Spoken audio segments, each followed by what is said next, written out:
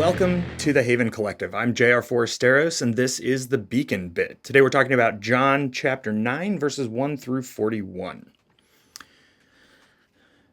There was a wave of protests in colleges across the country when Israel first started bombing Gaza. And what we saw again and again, in addition to the protests being suppressed, was reporting where journalists were trying to treat the protests as one side of a two-side issue, right? They said, well, so these people are anti killing Palestinians, and these people are pro killing Palestinians. Of course, they didn't say it that way, but then they would imagine that they were somehow, because there were now two sides, their job was to sit in the middle of this and arbitrate in a unbiased and quote unquote fair way. Now, the problem with this is it's actually something you see a lot in theological circles. Well, you may not. I see it. I have to deal with it a lot in theological circles. They're taking a phrase that was popularized a number of years ago called the theology of the third way. And again, what a lot of pastors or theologians will do is they'll say, anytime there are two sides of an issue, it is a Christian's responsibility to find a third way in the middle. That is neither the right nor the left, but a third way. It's something that really pops in political discourse, but it's something that I see applied to nearly anything you can imagine. So, if some people are authoritarian or fascist leaning and other people are anti-fascist, they say, well, we don't want to be Antifa or fascist. We want to be some third thing, as though there is, some kind of thing that is neither fascist nor anti-fascist. Again, I think this is a fundamentally flawed system because it takes morally complex issues and reduces them to a binary state where you're either A or B. You're either 1 or 0. You're the for or against. And then it imagines that we can somehow remove ourselves from that system and sit on the outside of it as a moral and impartial judge, when the reality is that we're all part of this system, and there's nearly nothing that is happening in our world that can be reduced to a simple binary. Everything is more complex than that. And that's what I think is so interesting about John chapter 9 and this story of Jesus' encounter with this man who was born blind. Because you can feel like, I deeply love that the disciples allowed so many stories to get into the Gospels where they just look like big dummies. Because you can tell they're trying, which makes me feel good because I feel like I'm trying a lot of the time. And yet, man, they just don't get it. So here's a great example of that, right? They encounter this man who was born blind. And apparently everyone knows this dude, right? Like everyone knows that he's not only blind, but he was born blind. And there's this theological debate that rages around guys like this.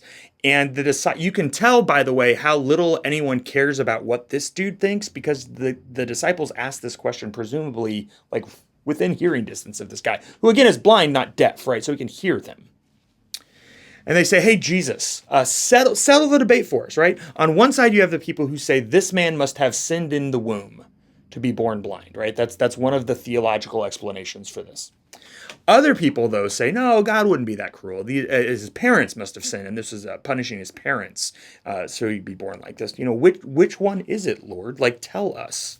Settle this for us. And Jesus refuses to like pick a side in this. He actually does something very different. He says, you're asking the wrong question. What you should be asking is not, how did this man get this way? What you should be asking is, what is God doing right now?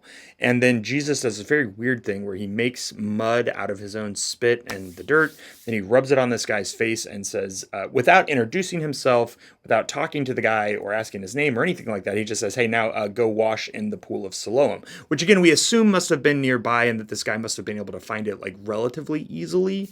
But then Jesus just walks off. And so the rest of the story I find so fascinating, because the guy does what Jesus says. He goes and washes off in the pool of Siloam, and suddenly he can see, and he doesn't know who healed him. He knows it was Jesus, but he doesn't know what Jesus looks like. And, all he had was people saying that Jesus healed him, right? He didn't see the guy.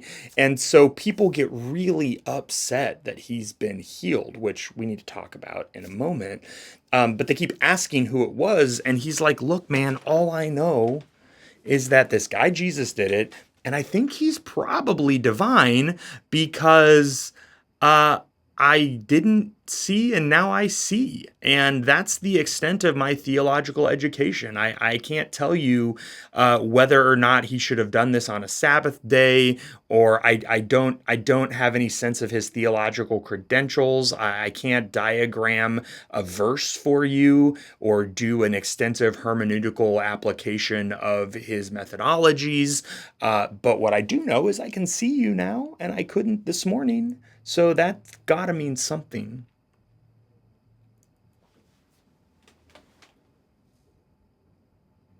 When we get into a story like this, when we get into a system like this, and we're responding the way the disciples did, right? Hey, so is it this or is it this, right? Should we be siding with Israel or should we really be side? What about Hamas, right? And all this kind of stuff. What we often are doing when we're trying to pick a side is trying to pacify ourselves. We're trying to make ourselves feel better by picking a middle ground and staying out of things. We're trying to protect our own comfort too, right? We're trying to imagine that this is not an issue that we are involved in. We can step away from it and we can discern and judge, but we don't have to be invested in it. And yet what Jesus says really matters is the healing that is taking place. Jesus says what really matters is the lived experience of this man, this person who has been ignored, this person that everyone wants to talk about, but no one wants to talk to. That's who matters here.